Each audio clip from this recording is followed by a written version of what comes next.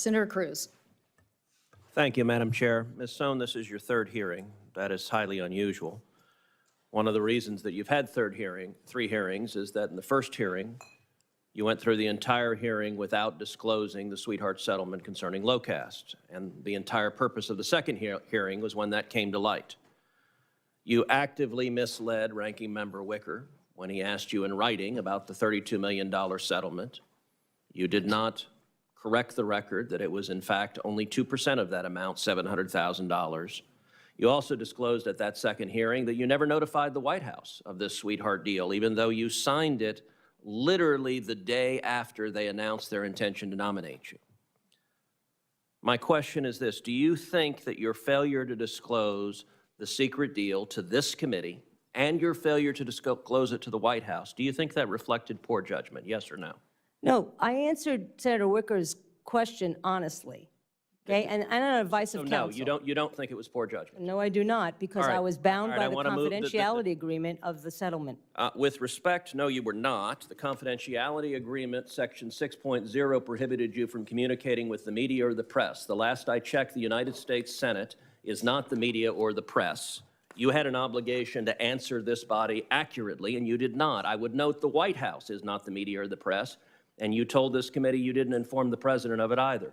But let me move on. You don't think it was poor judgment to mislead this committee or to mislead the president who was nominating you. Let me ask you a second question. Senator, I don't agree that I misled this committee, so I would like to make that clear. The record is, I believe, abundantly clear, and in fact, I will be sending out my cross-examination from the last hearing, where you repeatedly mislead this committee in that hearing. And in fact, we'll go ahead and actually put this up. I'll note, I asked, did you disclose to the committee that agreement? I did. Did you disclose the agreement to the committee? I did. Hold on a second. Did you disclose to this committee? Yes or no? I did. You disclosed the $700,000 secret settlement? No. So 3 times you say I did, and then, oh, no. You did not. You misled this committee, and you also misled the White House. Let me ask you secondly, the 15 months that your nomination has been pending, you've made not 1, not 2, not 3, you've made 12 separate political contributions to senators running for office. I've been in the Senate 10 years. I have never seen a nominee make contributions to senators while your nomination is pending. I've never seen that once. I had my staff search the records. If we could find anyone in the Trump administration who had done that, my staff was unable to find that. You've been a significant political donor over the years, giving over $32,000. You gave.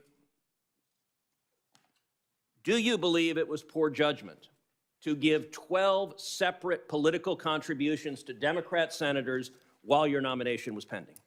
Senator, I'm a citizen who just wanted to participate in the democratic process. Do you think it's poor judgment to cut checks to senators who are voting on your nomination while it's pending? No other nominee that we can find has ever done that. Do you think it was poor judgment? Relatively small donations, no, I don't. It was over $1,000, $32,000 over your life. Well, that's over my life. Well, over $1,000 while your nomination was pending. All right. But not to one person. Most of no. They were to a dozen senators, to a dozen different senators, including senators who've been critical of your nomination and senators who have not. You managed to cover the waterboard of Democrats running for office. All right, let's turn to another issue, which is you have been an active supporter of a left-wing activist group called Fight for the Future. And I will say the record of Fight for the Future is really quite remarkable because they have blasted members of this committee on both sides of the aisle.